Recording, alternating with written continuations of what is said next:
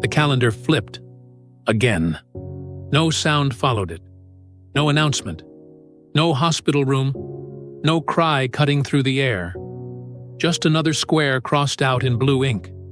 She stood in the kitchen. Morning light. Cold floor. The kettle clicked off by itself. She didn't move. The silence had weight now. Not loud, not dramatic. Heavy. It had been heavy for years. Before we continue, comment where you are watching this story from. Please like, share, and subscribe for more emotional stories. The comment came before the greeting. Not cruel, not shouted. Casual. So, still nothing? She smiled the way she had learned to. Small. Controlled. The kind of smile that ends conversations. She nodded once. That was enough. The room moved on. At work, she kept routine. Emails answered. Meetings attended. Lunch eaten at the same time every day. She avoided the break room on Fridays. That was when the photos appeared. Phones placed on tables. Screens turned outward. Baby pictures. First teeth. First steps. Hospital bracelets with names printed neatly in black. She congratulated everyone, every time. She never asked questions. At night, she folded laundry. 2 shirts, 1 towel, always the same count. She folded carefully, as if order could substitute for what never arrived. The spare room stayed closed, not locked, just unused. A decision made quietly years ago. The doctor's office smelled like disinfectant and patience. The chairs were always filled. Women holding files, men staring at walls. She sat straight. Hands folded. Her name was called, every time. Inside, the routine repeated. Forms, scales, measurements, questions asked politely, answered patiently. How long? She had stopped counting aloud. Long enough. The tests came back. Normal. Again. The doctor smiled with professional reassurance. Sometimes it just takes time. Time had stopped meaning anything. Family gatherings grew careful. No one mentioned it directly anymore. They had learned. Instead, they spoke around it, loudly. Children these days. Parenting is exhausting. You're lucky to have freedom. Lucky. She nodded. She washed dishes afterward, hands underwater, sound muted. Her marriage survived in quiet pieces. Morning routines still aligned. Groceries still purchased together. But something stayed unsaid. It lived between them. Not anger, expectation, a question that never found language. Every month came with hope. Small, embarrassing. She never admitted it. Never spoke it aloud. She waited. She watched. She counted days she pretended not to track. Then came the silence again. Predictable. Cruel in its consistency. The whispers reached her anyway. From neighbors. From distant relatives. From people who thought they were being helpful. She waited too long. Stress does things. Maybe she doesn't really want children. They spoke as if she wasn't standing there, as if her body were a public file. 10 years passed, not loudly, quietly, in increments, in missed milestones. In ceremonies she attended without standing at the front. In names she memorized that were never spoken in her home. The 10th anniversary arrived without notice. No one marked it. She did. Alone. She sat at the table that evening. Same chair, same view. She looked at the calendar. 10 years. No cry. The knock came after dinner. Unexpected. Official. She opened the door. A letter was handed to her. Plain envelope. Hospital logo. Her name spelled correctly. That alone felt unusual. She didn't open it immediately. She placed it on the table, sat across from it, watched it, as if it might speak first. Inside were records, old ones, stamped, dated, filed. Something was different. Not the results, the notes. Incomplete. A referral never followed up. A test result flagged, but never explained. Not hers. The silence shifted, just slightly. Not broken, but disturbed. She leaned back. For the first time in 10 years, she did not blame herself. Not fully, not automatically. The kettle clicked off again. She noticed this time. She read the letter again, slower this time. Not for reassurance, for accuracy. The dates mattered. The stamps mattered. The margins held more than the printed words. She spread the pages across the table, one after another. They didn't tell a story yet, but they leaned toward one. The referral number caught her eye. Not the diagnosis, the routing code. It was circled, lightly, as if someone meant to come back to it. They never did. She pulled out the old folder, the one she kept out of habit, not hope. Receipts, appointment cards, test summaries. She aligned them, month by month, year by year. The gap appeared, quiet. 3 months.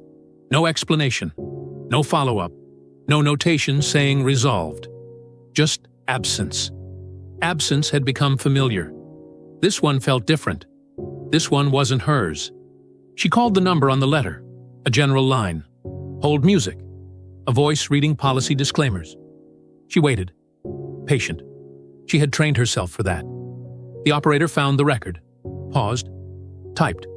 Paused again. The silence stretched. Then, there's a note here. Not an explanation. Just a note. She wrote it down. A code. An internal reference. She asked what it meant. The operator didn't know. Transferred her. Another voice. Lower. Careful. Yes, I see that. Pause. That's unusual. Unusual was a word she had heard before. It never led anywhere. This time she didn't fill the silence. She let it sit. The voice continued. This referral was marked as reviewed. Another pause. But there's no outcome listed.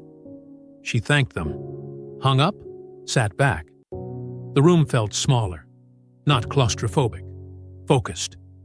That night, she didn't sleep. She didn't cry either. She lay still, eyes open, tracing timelines in her head. She replayed appointments. Doctors' faces blurred together, but the routines stayed sharp. She remembered one visit, year 4. A nurse hesitated before handing her paperwork, just a second, then smiled, moved on. She pulled the calendar from the drawer. Old ones, stacked.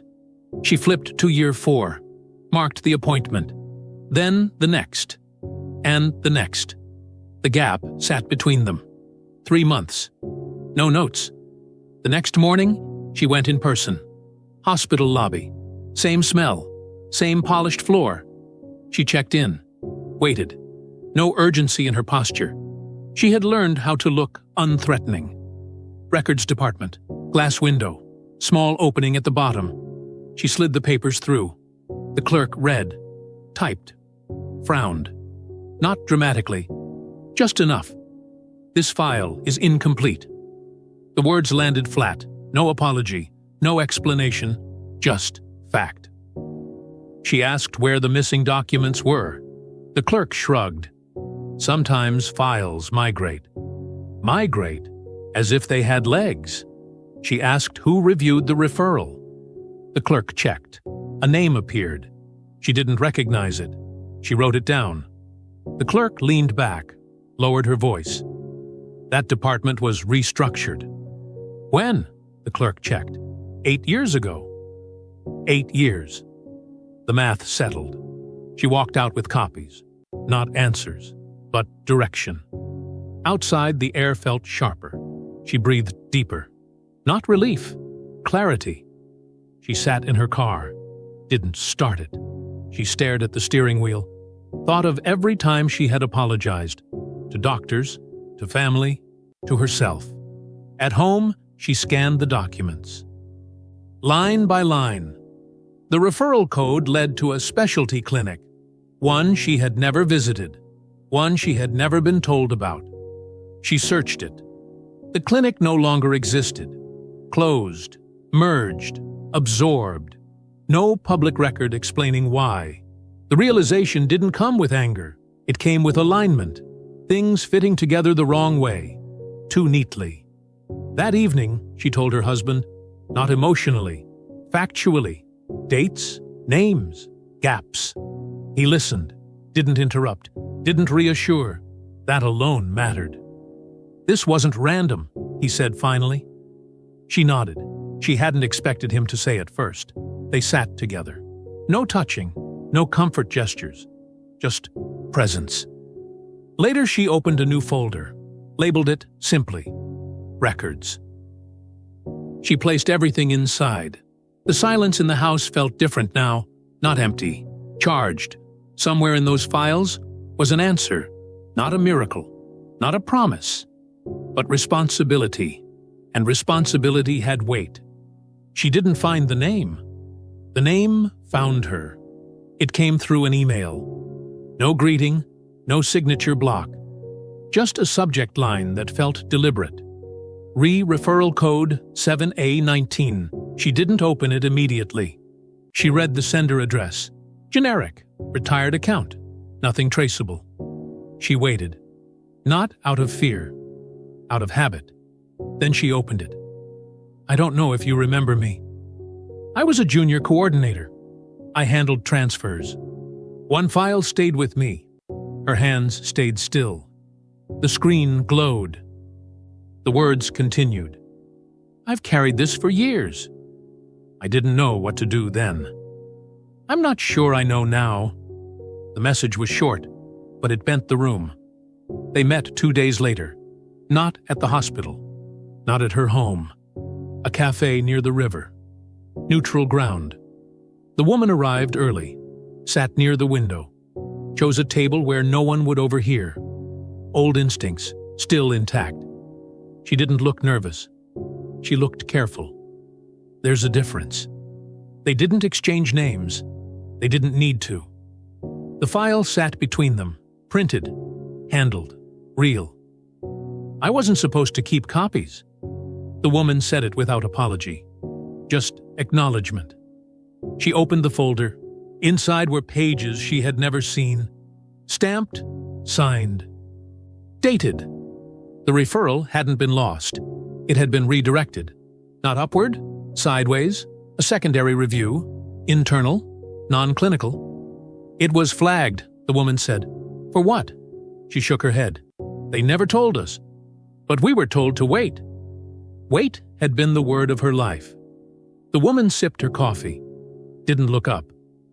They told me it would resolve itself. She closed her eyes, just for a moment. Not grief. Recognition. Did it? The woman didn't answer right away. Then, no. The pages showed a decision. Not medical, administrative. The referral was deemed non-priority, despite identical markers to others who were approved. Who made that call? The woman traced a finger along a signature. Redacted. But the department was visible. Risk management. They said it was about liability. The woman's voice dropped. Not outcomes.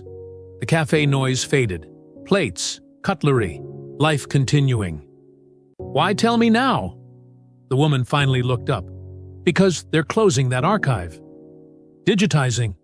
Deleting. Deleting. A final word. I kept this because it felt wrong.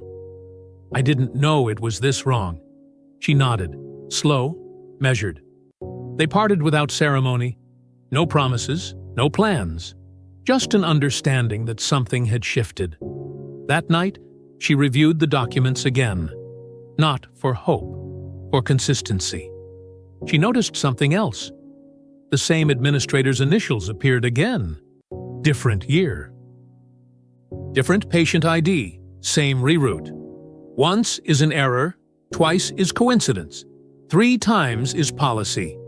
She searched public records, not deeply, just enough. A whistleblower settlement, years ago, sealed, same department. The system hadn't failed, it had functioned. She felt no rage, just a steady pressure, like standing underwater too long. The next morning, she requested her full file. Formally, in writing, with timestamps. The response came fast. Too fast. "We are reviewing your request." She smiled. Not because it was funny, because it confirmed everything. That afternoon, her phone rang. Unknown number. She let it ring once, twice, then answered. "We received your inquiry." A calm voice. Practiced. "We'd like to discuss next steps." Next steps. Finally. She looked at the folder, at the decade that had passed quietly, at the years she had blamed her own body. "Yes," she said. "I'd like that." She hung up, sat still. The room didn't feel small anymore. It felt exposed. Somewhere in the system, alarms were starting to sound. Not loud, not public, but internal. The kind that make people check old decisions. She closed the folder. Not finished, not even close, but no longer alone. The meeting was scheduled for 30 minutes. It lasted 11. A glass room, frosted walls, a table too clean to feel human. 3 people sat across from her. None introduced themselves. They didn't need to. Their badges faced inward. "We want to acknowledge your experience." The first voice was soft, measured, designed to settle. She nodded, didn't speak. "We understand how difficult this must have been." Another voice, same tone, different mouth. They used the past tense carefully, as if the harm was finished. "We're reviewing historical procedures." The third voice, legal cadence, no warmth. She looked at the folder in front of her, the copies, the initials, the dates. "Reviewing," she repeated. One word, neutral. "Yes." A pause. Then, "There were standards at the time." At the time. As if the body knows years. As if grief obeys calendars. "We've improved protocols since then." Another pause. "We're committed to learning." Learning. Still no acknowledgement of choice. She slid 1 page forward. Didn't explain it. Didn't highlight it. Just placed it where all could see. The room shifted. Not dramatically. Subtly. "That document isn't part of your official record." The legal voice again. "No," she said, "but it's part of the truth." Silence. The kind that reveals hierarchy. We need to be careful with unverified material. Unverified. Stamped. Signed. Archived. She waited. Let them speak themselves into a corner. "We're prepared to offer support." The first voice returned. "Counseling. Resources. Closure." Closure. A word that pretends to be kind. "I didn't come for support," she said it calmly. "I came for accountability." The legal voice leaned forward, just a fraction. "Accountability can take many forms." She looked directly at them. "All of them require truth." The meeting ended early. Not because it was resolved, but because it was no longer controllable. Emails followed, carefully worded, apologetic without admission, concerned without responsibility. She noticed a pattern. Every message used "we," none used "I." The system doesn't confess. It absorbs, redirects, waits. But something else was happening. Outside the glass rooms, outside the scripted language, the junior coordinator emailed again, shorter this time, more urgent. They're asking questions internally, about the archive, about who accessed what. Pressure travels downward, always has. Another message arrived, different sender, another former employee, another copy, same initials, different patient, same reroute. This wasn't a single story. It was a quiet pattern, repeated, buried, normalized. She created a folder, named it nothing, just dates. She didn't share it. Not yet. She learned. Watched. The hospital released a statement. Vague. Forward-looking. No mention of harm. But behind it, meetings multiplied. Risk assessments. Legal reviews. Language tightened. She could feel it. The shift from denial to containment. One afternoon, a call came from a private number. This time the voice wasn't rehearsed. We'd like to resolve this privately. Privately. Always that word. What does resolve mean? A pause, then numbers, not spoken aloud, implied. She ended the call. No argument, no reaction, just silence. That silence traveled. It unsettled them. Because silence without fear is dangerous. She wasn't trying to punish anyone. She wasn't trying to be seen. She was done carrying what wasn't hers. That night, she opened a new document, typed one sentence. This is what happened. She didn't publish it. She didn't send it. She let it exist. Because once something is written clearly, it can't be undone. Somewhere, a system built on forgetting was starting to remember. And memory has consequences. The article didn't trend. It didn't go viral. It didn't even lead with outrage. That's why it worked. It appeared on a quiet morning, midweek, between updates about weather and transit delays. The headline was small, clinical, almost forgettable. It referenced a review of historical medical practices. No accusations, no names, just dates. She read it twice, then a third time, slowly. One paragraph stopped her. Not because it was dramatic, because it was accurate. It described a procedure, not the one written in brochures, the one hidden in margins, the one done without conversation. The wording was precise, the kind only someone with access would use. She checked the byline, didn't recognize it, checked again, still no recognition. But she knew the source, not the person, the place. Archives don't forget. They wait. By noon, the hospital released another statement. Longer this time, more careful, still no admissions. They acknowledged historical inconsistencies. They promised independent review. They avoided the word harm. That afternoon, her phone rang. Again, different number, different tone. We'd like to ask a few questions. She asked who was calling. They answered. Not the hospital, not legal, a journalist. She agreed to nothing, confirmed nothing, but she listened. The journalist didn't ask about feelings, didn't ask about trauma, asked about documents, dates, initials, patterns. She answered only what was already written. Nothing more, nothing less. That night, the article updated. A second version, more detailed, still restrained. It mentioned multiple cases, same time period, same initials, different outcomes, no accusations, just alignment. The word pattern appeared once, buried in paragraph 8. That was enough. Internal emails leaked, not publicly, yet, but enough to reach the wrong inboxes. Meetings multiplied again, not for resolution, for risk.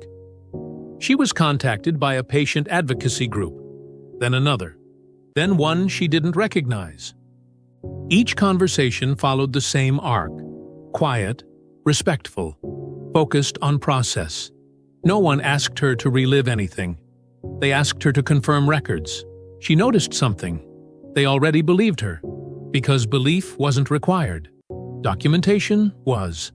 One evening, a package arrived. No return address. Heavy. Inside were copies, not hers, others, different names, same story, same reroute, same silence. Some notes were handwritten, margins filled with uncertainty, not pain, confusion. She didn't read all of them. She didn't need to. The next article came from a larger outlet, still not sensational, still careful, but broader. This time the hospital was named, the department too. Still no individuals. The language shifted from inconsistencies to systemic failures. That phrase moved things. Regulators asked for access, officially, formally, in writing. The hospital complied, publicly, reluctantly. She received a call from the same private number. This time, the voice wasn't calm. "We need to talk."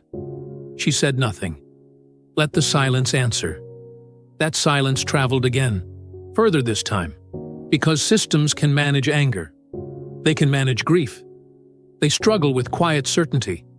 The records didn't argue. They didn't need to. They just existed. And existence, once acknowledged, demands response. Weeks passed. No headlines, no shouting, just letters, emails, requests. The hospital felt it first. Internal memos, footnotes, circulating slowly. Every department asked the same question. Did we miss something? Not publicly, not yet. Quietly, in stairwells, behind closed doors, she watched from a distance. Not involved, not seeking, just observing. The advocacy groups pressed forward. They didn't yell. They didn't stage protests. They compiled files, checked cross-references. The patterns became undeniable, not accidents, not oversights. Every case traced back to specific dates, specific procedures, specific omissions. Regulators sent requests, some polite, some firm, some urgent. For the first time, someone in power paused. The department head scheduled a meeting. Empty room. No press. No cameras. Just the paperwork, stacked neatly, and silence. They reviewed everything, every signature, every note, every margin scribble. One by one, denials weakened. Excuses faltered. The system bent. No one claimed heroism. No one took credit. But the files, the records, they spoke louder than any speech. She received a letter. Not mailed, not digital, hand-delivered. It read, "We acknowledge the omissions. We will correct. The system will not repeat this." She didn't respond. She didn't need to. The documents alone carried justice. Not loud, not flashy, quiet, inevitable. That night, she looked at the city. Lights flickered in distant apartments. Children's laughter floated from a park. She felt the weight lift. Not completely, not instantly, but enough. Justice had arrived. Not as vengeance, not as spectacle, but as acknowledgement, as balance restored. The system had finally named what it once erased, and for the first time in a decade she exhaled. The letters arrived first, brief, formal, acknowledgements. One by one, names were listed. People who had signed, approved, ignored. No fanfare, no public shaming, just accountability. Departments realigned, processes rechecked, oversight committees reactivated. Some people resigned quietly. Some were reassigned. Some never returned to the front lines. She didn't watch. She didn't celebrate. But she noticed small changes in workflow, checklists that weren't there before. Logs reviewed, double-checked. The hospital became cautious, not from fear of scandal, from recognition. Recognition that mistakes could not repeat. A colleague approached her once, offered thanks, offered apologies. She nodded, didn't speak. Actions had already said enough. Her phone buzzed occasionally. Updates from advocacy groups, cases reopened, files corrected. Every corrected file was a quiet victory. Every acknowledgement, a soft echo of justice. The city carried on outside. Children played. Lights glimmered. But inside her chest, a stillness had settled. A calm that had been absent for 10 years. No headline would capture it. No applause would mark it. Yet the change was real, and it could not be undone. She walked home one evening, past the hospital, past the streets, past the quiet city. She paused, took a deep breath. For the first time in a decade, she felt it. The weight lifting. The long years of waiting, of erasure, of silence, were acknowledged. Justice had arrived. Not loudly, not with vindication. Simply, quietly, inevitably. And that was enough. The sun rose late that morning, soft light spilling across the floor. She sat by the window, hands folded, eyes steady on the horizon. No one knocked. No one disturbed the silence. She thought of the decade, the long waiting, the countless times she had been dismissed. A nurse passed by the street, paused, nodded. A simple gesture. It carried weight, acknowledgement without words. The hospital buzzed in the distance, normal routines, lives moving forward. She realized she no longer held anger, not fully. There was grief, yes. Yes, for the lost moments, the lost time. But there was also peace. Letters kept arriving, corrections, updates, evidence that the truth had traveled. She read them quietly. No celebration, no social media posts, just awareness, a deep, steady human awareness. Her husband approached that evening, quietly. No demands, no loud declarations. They sat together. Silence filled the space between them, and then, slowly, softly, she smiled. A small, restrained smile. A beginning.